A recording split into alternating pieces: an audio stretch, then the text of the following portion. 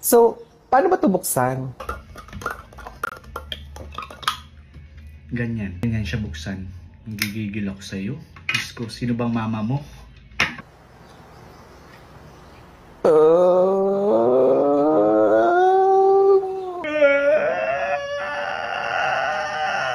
Puta ka, napaka-arte mo.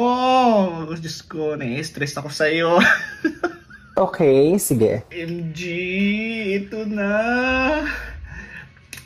In fairness, masarap siya. Huwag kang ano dyan, masarap ang sardinas. Susubukan na natin siyang ilagay.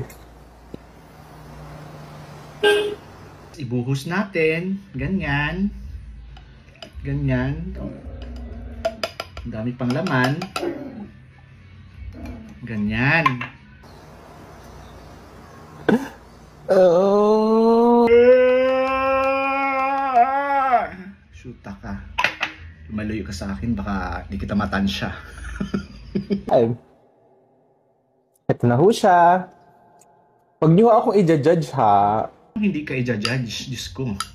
Napaka-arte mo for today's video. Masarap kaya ang sardinas? Masarap. Masarap kaya? Ha? Masarap. Ha? Gusto mo sakalin kita hanggang maging violet ka?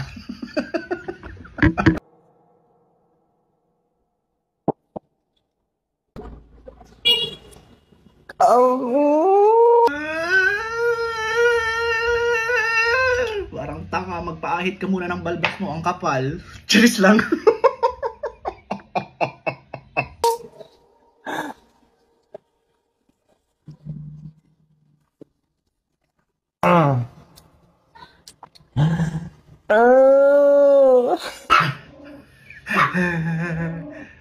Shoota, ang sarap-sarap ng sardinas.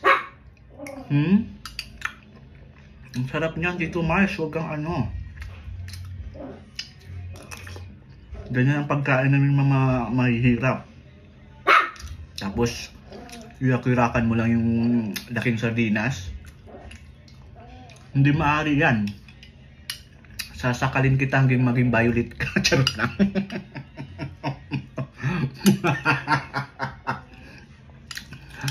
Present ba lahat ang naiinis kay Tito Mars nyo? Kaloka. Ang sarap ko yan ng sardinas, di ba?